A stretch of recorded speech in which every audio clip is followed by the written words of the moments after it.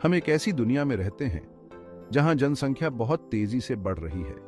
हर दिन लाखों नए लोग इस धरती पर जन्म लेते हैं और हर एक को भोजन की आवश्यकता होती है।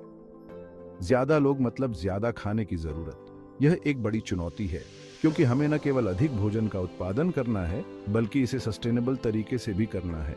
ज्यादा खाना उगाने के लिए हमें उपजाऊ जमीन चाहिए, लेकिन यह जमीन सीमित है और हमें इसे सही तरीके से उपयोग करना होगा। लेकिन समय के साथ हमारे खेती के तरीकों ने मिट्टी से उसके प्राकृतिक पोषक तत्व खत्म कर दिए हैं। पारंपरिक खेती के तरीकों ने मिट्टी की गुणवत्ता को नुकसान पहुंचाया है, जिससे उत्पादन कम हो गया है। यहीं पर फर्टिलाइजर्स काम आते हैं। ये मिट्टी को फिर से उपजाऊ बनाते हैं और फसलों को आवश्यक पोषक तत्व प्रदान करते हैं। फर्टिलाइजर्स मिट्टी के लिए विटामिन्स की तरह होते हैं जो जरूरी न्यूट्रिएंट्स को फिर से भरते हैं और फसल उत्पादन को बढ़ाते हैं। इससे न केवल उत्पादन बढ़ता है बल्कि फसलों की गुणवत्ता भी सुधरती है। फर्टिलाइजर्स दो मुख्य प्रकार के होते हैं, केमिकल और बायो फर्टिलाइजर्स। केमिकल फर्टिलाइजर्स तेजी से काम करते हैं, लेकिन इनके लंबे समय तक उपयोग से मिट्टी की गुणवत्ता पर असर पड़ सकता है। दूसरी ओर बायो फर्टिलाइजर्स प्राकृतिक होते हैं और मिट्टी की गुणवत्ता को बनाए रखते हैं। दोनों के अपने अपने फायदे और नुकसान हैं और सस्टेनेबल एग्रीकल्चर के लिए उन्हें समझना बहुत जरूरी है। जंगल में मैंने हेल्थी और डिप्लीटेड इकोसिस्टम्स दोनों का इम्पैक्ट देखा है। एक तरफ स्वस्थ पारिस्थितिकी तंत्र में फसलें अच्छी तरह से बढ़ती हैं, जबकि दूसरी तरफ डिप्लीटेड इकोसिस्टम्स में उत्पादन कम हो जाता है। यह स्पष्ट है कि हम अपने खाने के तरीके के चॉइसेस का पूरी दुनिया पर असर पड़ता है। हमारे कृषि के तरीके न केवल हमारे पर्यावरण को प्रभावित करते हैं बल्कि हमारी खाद्य सुरक्षा और भविष्य की पीढ़ियों के लिए भी महत्वपूर्ण है। हमें सस्टेनेबल फार्मिंग प्रैक्टिसेस को अपनाना होगा ताकि हम आने वाले समय में भी दुनिया को भोजन प्रदान कर सकें। केमिकल फर्टिलाइजर्स आपकी मिट्टी के लिए एनर्जी ड्रिंक की तरह हैं। ये तुरंत असर दिखाते हैं और फसलों को तेजी से बढ़ने में मदद करते हैं। नाइट्रोजन, फास्फोरस और पोटेशियम जैसे रेडिली अवेलेबल न्यूट्रिएंट्स प्रदान करने के लिए सिंथेटिक मटेरियल्स का उपयोग करके बड़े पैमाने पर उनका मैन्युफैक्चर किया जाता है। ये तत्व पौधों के लिए आवश्यक होते हैं और उनकी वृद्धि में महत्वपूर्ण भूमिका निभाते हैं। ये न्यूट्रिएंट्स पौधों द्वारा जल्दी अब्सॉर्ब कर लिए जाते हैं, जिससे शॉर्ट टर्म में तेजी से ग्रोथ होती है और यील्ड्स ज्यादा होती है। पौधे हरे भरे और स्वस्थ दिखते हैं, जिससे किसान खुश होते हैं। यह क्विक फिक्स आधुनिक कृषि के लिए एक वरदान रहा है, जिससे हमें ग्लोबल डिमांड्स को पूरा करने के लिए बड़ी मात्रा में भोजन का उत्पादन करने में मदद मिली है। केमिकल फर्टिलाइजर्स ने कृषि उत्पादन में क्रांति ला दी है और कई देशों की खाद्य सुरक्षा सुनिश्चित की है। हालांकि जिस तरह एनर्जी ड्रिंक्स पर निर्भर रहना हेल्थी रहने का सस्टेनेबल तरीका नहीं है, उसी तरह केमिकल फर्टिलाइजर्स पर ज्यादा निर्भरता के अपने नुकसान हैं। ओवरयूज से मिट्टी की गुणवत्ता खराब हो सकती है, जिससे लॉन्ग टर्म में फसलों की प्रोडक्टिविटी कम हो जाती है। इसके अलावा यह पर्यावरण के लिए भी हानिकारक हो सकता है, जिससे जल स्रोतों में प्रदूषण और जैव विविधता को नुकसान पहुंचता है। जबकि केमिकल फर्टिलाइजर्स एक क्विक सॉल्यूशन प्रदान करते हैं, उनके लॉन्ग टर्म इफेक्ट्स हानिकारक हो सकते हैं। एक्सेसिव यूज से सॉइल डिग्रेडेशन हो सकता है, जिससे नेचुरली पानी और न्यूट्रिएंट्स को रिटेन करने की इसकी क्षमता कम हो जाती है। यह आपके शरीर को बिना उचित पोषण दिए लगातार जोर लगाने जैसा है। आखिरकार वह हार मान लेता है। इसके अलावा केमिकल रन ऑफ पानी के स्रोतों को दूषित करता है, एक्वाटिक लाइफ को नुकसान पहुंचाता है और संभावित रूप से हमारे फूड चेन में एंड अप होता है। ये एक विशिष्ट साइकिल है जिससे हमें मुक्त होने की आवश्यकता है। दूसरी ओर बायो फर्टिलाइजर्स चैलेंजिंग टेरेन के माध्यम से स्लो एंड स्टेडी ट्रैक की तरह है।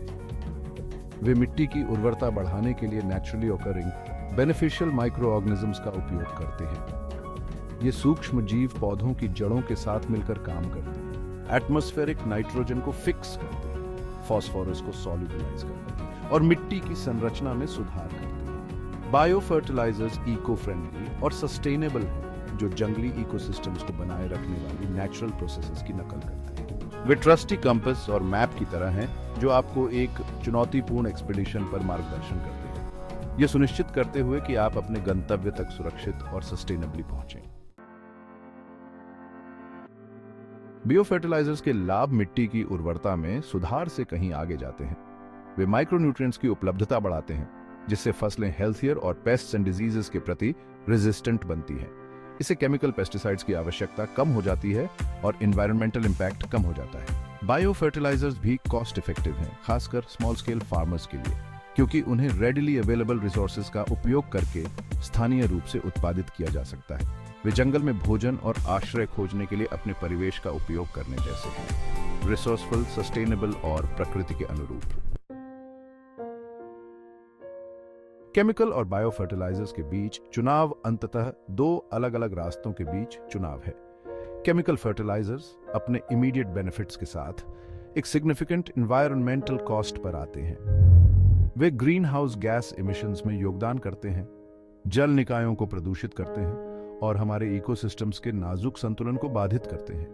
दूसरी ओर बायो फर्टिलाइजर्स कम यात्रा वाले मार्ग का प्रतिनिधित्व करते हैं, एक अधिक सस्टेनेबल अप्रोच जो मिट्टी को पोषण देता है और भविष्य की पीढ़ियों के लिए पर्यावरण की रक्षा करता है। सेक्शन 7 दोनों दुनिया के सर्वश्रेष्ठ integrated nutrient management. Integrated nutrient management या INM एक ऐसा दृष्टिकोण है जो कृषि में पोषक तत्वों के प्रबंधन के लिए एकीकृत तरीकों का उपयोग करता है। लेकिन क्या होगा अगर हमें सिर्फ एक रास्ता नहीं चुनना है? क्या होगा अगर हम पारंपरिक और आधुनिक दोनों तरीकों के लाभों को एक साथ ला सकें? क्या होगा अगर हम दोनों अप्रोचेस के लाभों को मिला सकें?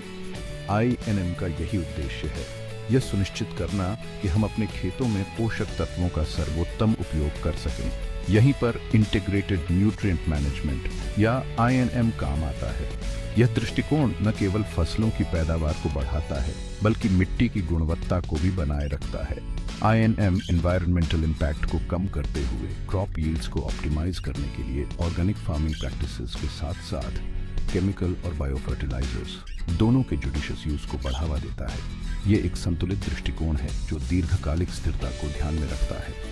ये नेविगेट करने के लिए मैप और कंपास दोनों का उपयोग करने जैसा है। जहां एक ओर हम पारंपरिक ज्ञान का उपयोग करते हैं, वहीं दूसरी ओर हम आधुनिक तकनीकों का भी सहारा लेते हैं। ये सुनिश्चित करने के लिए अपनी ताकत को मिलाकर के आप रास्ते पर बने रहें और अपने गंतव्य तक सुरक्षित और कुशलता से पहुंचें। INM का उद्देश्य भी यही है, एक सुरक्षित, कुशल और स्थायी कृषि प्रणाली का निर्माण करना जो आने वाली पीढ़ियों के लिए भी लाभकारी हो। सेक्शन 8 इंटीग्रेटेड फार्मिंग के साथ मेरा अनुभव। मैंने INM के लाभों को एक्शन में खुद देखा है। दुनिया के कई हिस्सों में किसान मॉडर्न साइंटिफिक प्रैक्टिसेस के साथ ट्रेडिशनल नॉलेज को सफलतापूर्वक इंटीग्रेट कर रहे हैं। वे बायो फर्टिलाइजर्स को अपने मिट्टी के स्वास्थ्य की नींव के रूप में उपयोग कर रहे हैं। केवल आवश्यकता पड़ने पर ही कम से कम केमिकल फर्टिलाइजर्स के साथ सप्लीमेंट कर रहे हैं। यह अप्रोच पर्यावरण की रक्षा करते हुए हेल्थी क्रॉप यील्ड सुनिश्चित करता है। ये डाइवर्स एनवायरनमेंट्स में थ्राइव करने के लिए मेरे सर्वाइवल स्किल्स का उपयोग करने जैसा है, अडैप्टिंग, इम्प्रोवाइजिंग और प्रकृति के नाजुक संतुलन का सम्मान करना। सेक्शन 9 सस्टेनेबल एग्रीकल्चर के लिए सही रास्ता चुनना। केमिकल फर्टिलाइजर्स, बायो फर्टिलाइजर्स और INM के बीच चुनाव ज्योग्राफिकल लोकेशन, सॉइल टाइप और क्रॉप टाइप जैसे विभिन्न कारकों पर निर्भर करता है। हालांकि एक बात स्पष्ट है, हमें कृषि के एक अधिक सस्टेनेबल मॉडल की ओर बढ़ने की आवश्यकता है। हमें सॉइल हेल्थ को प्राथमिकता देने, जल संसाधनों का संरक्षण करने और केमिकल इनपुट्स पर अपनी निर्भरता कम करने की आवश्यकता है। ये रिस्पॉन्सिबल चॉइसेस करने के बारे में है जो वर्तमान और भविष्य की पीढ़ियों के लिए फूड सिक्योरिटी सुनिश्चित करते हैं। सेक्शन 10 खाद्य सुरक्षा का भविष्य। कृषि का भविष्य अडैप्ट और इनोवेट करने की हमारी क्षमता पर निर्भर करता है। हमें नए बायो फर्टिलाइजर्स के रिसर्च एंड डेवलपमेंट में निवेश करने, मिट्टी परीक्षण के तरीकों में सुधार करने और किसानों को सस्टेनेबल फार्मिंग प्रैक्टिसेस के बारे में एजुकेट करने की आवश्यकता है। एक होलिस्टिक अप्रोच को अपनाकर जो बेस्ट ऑफ बोथ वर्ल्ड्स को जोड़ती है, हम ऐसे भविष्य को सुनिश्चित कर सकते हैं जहां हमारे पास आने वाली पीढ़ियों के लिए ग्रह को संरक्षित करते हुए सभी के लिए पर्याप्त भोजन हो। यह सर्वाइवल, सस्टेनेबिलिटी और सभी के लिए एक उज्जवल भविष्य को सुरक्षित करने के बारे में है।